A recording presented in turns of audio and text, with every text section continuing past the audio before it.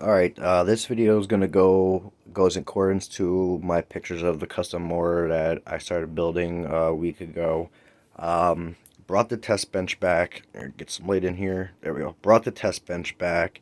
Got the custom mower built. Got all the fans and all that good fun stuff hooked up.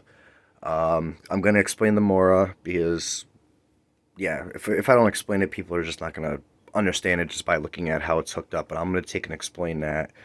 Um, Running dual pumps, pumps in the back, D5, pumps in the front, EK light elites. Um, the pumps in the back just assist the pumps in the front, more or less. Yeah, well, with the amount of 90s that I have and the rads, I need a little bit of extra kick, but I could run with just one set of pumps and be just fine. That's neither here nor there. Anyhow, there's my Mora. Finally got it done with the custom built framing. Only Mora like it in the world. No company builds a Mora to do what this actually does, and I've got perks with my Mora, with this Mora that companies do not give you, that you cannot get with companies. No, there's no fans in the back. I got rid of those as well. Didn't really get rid of them. I didn't have enough to go all the way to the top, so I didn't bother with it. I'm just gonna leave it as it is. Yes, more the frame's got feet, all aluminum housing. See if I can find a sticker on this thing. Yeah, the sticker on it with the dims uh, got removed, but all aluminum housing, angled aluminum. Not thin stainless steel like most Moras are that you could buy from companies. Now I'm gonna explain the Mora to you really quick. This Mora, unlike Moras that companies sell, this Mora is designed and built to house both the CPU and GPU on the same Mora. However, it allows you to keep your CPU and GPU on their own loop. With that being said, the bottom three rads, which you can see the bottom fans down there, the bottom three rads are for the CPU. The top three are for the GPU. Now I'll explain the loop how it works. This is my CPU loop, which comes out of the bottom into my CPU, out of my CPU water block into the bottom of the Mora, and then it comes out of the first radiator, goes into the second one, goes through the radiator, out the second one into the third one. Then after it comes out of the third one, goes right back down into my first pump back there, which pumps it back up into this pump or into this reservoir. I'm thinking about getting rid of these 90s because I don't know, I don't really like them. I just figured I'd try it since I've never done it. I figured I'd try it. Now, same exact principle for the GPU. Come out of the water pump into the GPU, from the GPU out into the first radiator, out of the first radiator into the second one, out of the second into the third, out of the third, right back down to my pump res. Yeah, that's an old line. I ran out of tubing, so I mean, got to work with what you got, right? But yeah, that's literally it. The radiators, they are Black Ice Nemesis radiators, 30 millimeter 480s, and I actually kind of made a mistake when I built this. I built it very tight, and what I'm saying by that is, don't see the little chrome detail strip that the fans have.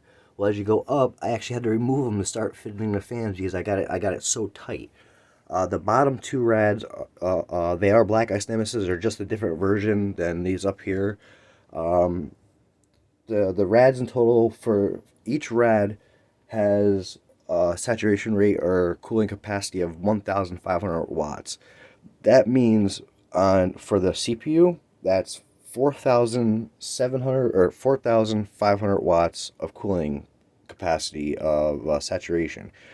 Top, same thing, 4,500 watts of cooling saturation. So long story short, it's gonna take a ton to get these loops warmed up. With that being said, I'm gonna jump right into it. Yes, I already know that this video is going to be lengthy. I'm going to try to keep it under 10 minutes. I'm going to try. And as you hear, not loud at all. Just to give you a little heads up really quick. For some odd reason, I'm having issues with my fan controller. So these fans, when it goes underneath a benchmark, they ramp up. They pretty much have a mind of their own. But for how insane my saturation rates are, for how high they are, I don't even. It's whatever. I can run it with no problem whatsoever. So, with that being said, let's jump back into this. Get rid of the light. There we go. Start. Open up Cinebench. Start. Come on.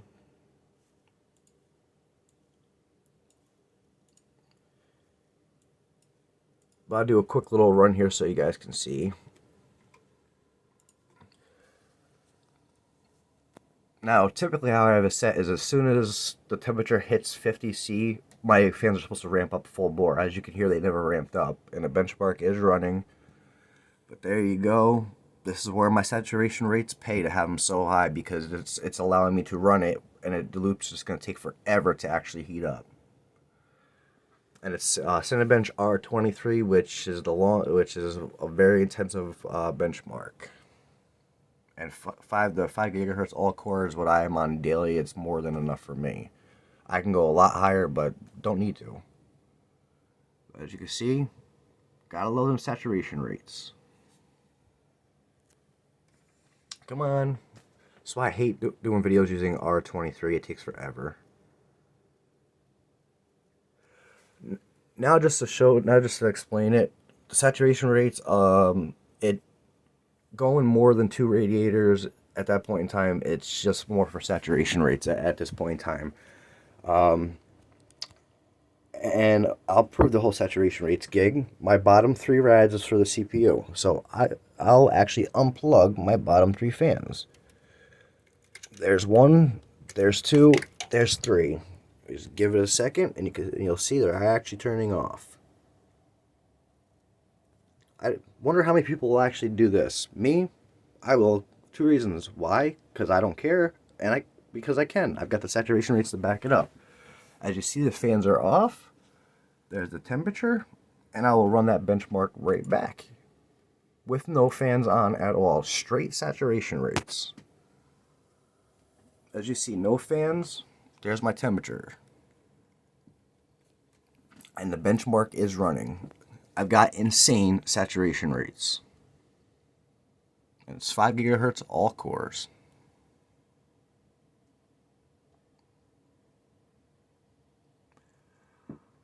Benchmark still running. So yeah, I like the diminishing returns. There ain't nothing diminishing here at all. Look how long it's taken for my loop. Look how long it's taken for that temperature to climb.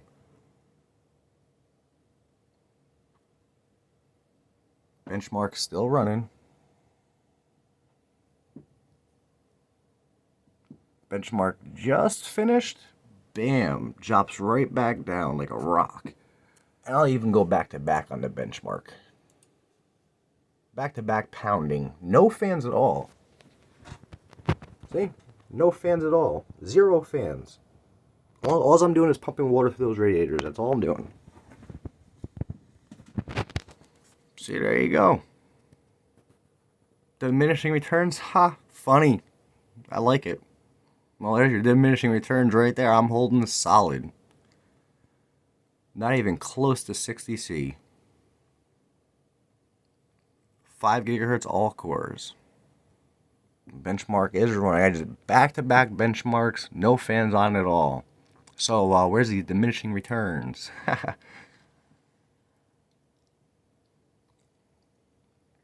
God, I love this system. I really do. I absolutely love it. But there you go, and there. I just did 2 benchmarks back-to-back. 0 fans, no fans on it at all. Heck, for all I care, I'll do the rest of this video with no fans on the CPU. Just let it run. I don't care. It's whatever. I have the saturation rates to back it up, so... I mean, the only thing I'm doing... All I'm doing is pumping water through those rads. That's all I'm doing. My pumps are running. That's all I'm doing. And even when the benchmark is running with no fans, my pumps aren't even ramping up for the temperature because, as I said, my controller is acting up, which I don't care. I have the saturation rates, I ain't got to worry about it. And there's my GPU, the 2080 Ti KPE at idle 25C, as you can see. I did have a member in a group ask me if I was going to do the whole RGB thing with the fans. Yeah, man, I apologize. I was gonna do a surprise thing and light up the unis with red and white for the Resident Evil theme, which everybody knows I'm a Resident Evil fan. I was gonna take and hook up the RGB, but with these fans, I actually cut off the RGB cord, and I thought I had other plugs that I could just unplug these and slide a new plug on for the RGB, and I don't. So I mean, unfortunately, I mean I got two of them, but I'm not gonna have two rows lit up and the rest out. It looks stupid.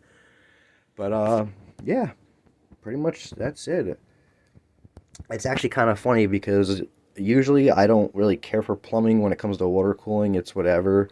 But for some strange reason, this time around when I plumbed this, I actually had fun doing it. I don't ask me. I really can't explain it. Now, quickly back to the mora gig. I'm gonna explain the perks of this. The perks that my mora has that companies don't allow is, again, it allows me to house the GPU and CPU on the same mora but in separate loops. Um, the other perk is, say you have a mora and something bumps it or whatever. We all have accidents. Something bumps it and damages the mora. Now you're spending all that money to replace the whole mora. Mine, absolutely not. Mine, all you do is I take and I undo these bolts, take them off. This whole panel pops right off, and the radiator comes right out. So say one of my radiators was damaged, no problem. I just buy another radiator. Obviously, take the fans off the radiator. I unbolt the side here, pop this off, slide the radiator out, the damaged one, do whatever you do with it, put the new one in, put the panel back on, secure it back in place, reconnect it to the system, and it's up and running.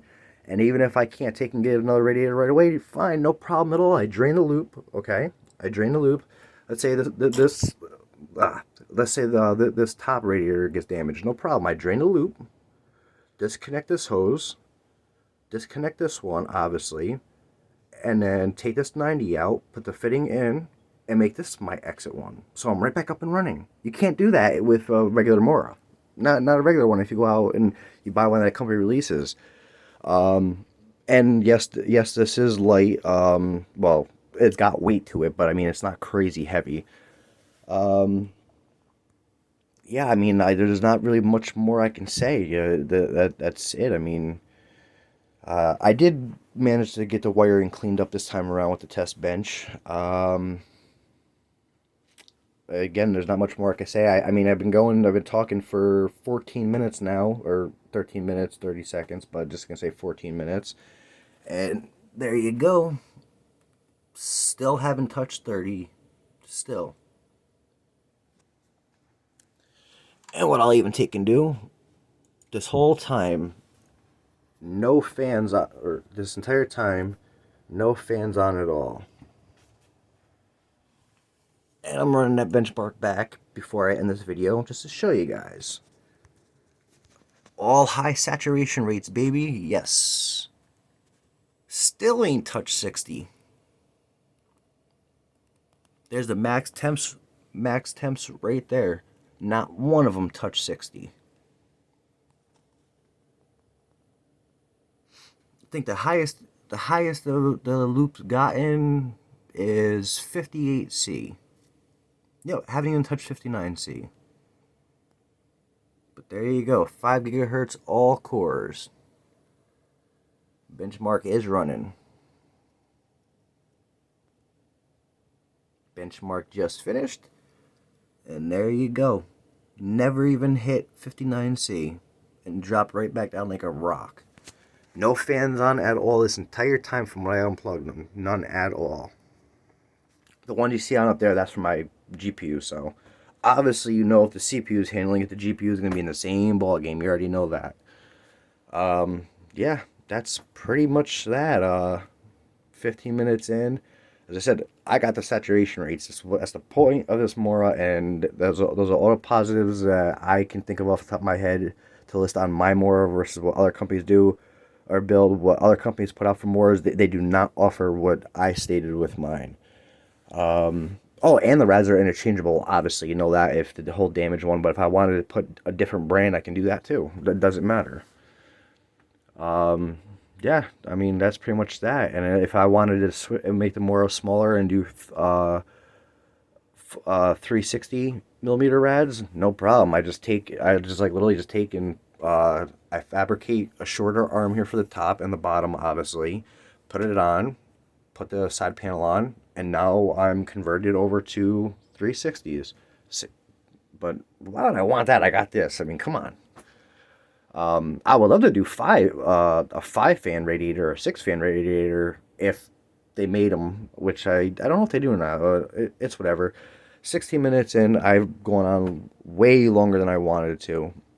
But yeah, there's the Mora, the only one like it in the world. No company makes them. Fully 100% custom, and yes, I will tell you point blank myself. Yes, where these slits are, where these notches are cut out. Yes, it's a lousy job. I was in a rush when I did it. I do plan on fixing that, cleaning that up, but my main concern was getting the Mora up and going. But there you go. As you can see, the fans are still off. And one last time, there you go. Has not even 30C. I ain't gonna run another benchmark. But yeah, that's it. The test bench is up and running. My fully 100% custom Mora is up and running. That's all she wrote. Later.